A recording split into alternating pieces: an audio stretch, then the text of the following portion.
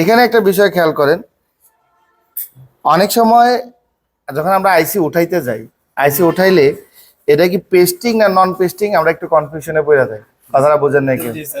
এই কনফিউশনটা সবারই থাকে কম বেশি, কি পেস্টিং না নন পেস্টিং।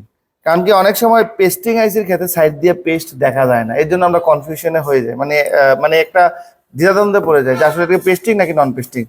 তো আপনি দ্বিধাদ্বন্দ্বে পড়ার দরকার নাই। যখন আপনি প্রথমবার হিট দিছেন 350 হিট রাইখা 30 সেকেন্ড বা 1 মিনিট হিট দিচ্ছেন, বাট আইসিটা উঠতেছে না, তো তারপরও আপনি বারবার হিট দিতেই থাকেন না, আপনি হিট দিচ্ছেনই দিচ্ছেন 4-5 মিনিট যাবত, তাহলে কিন্তু আবার আইসিটা ড্যামেজ হয়ে যেতে পারে। অতিরিক্ত হিটের কারণে আইসি কি হয়ে যাবে?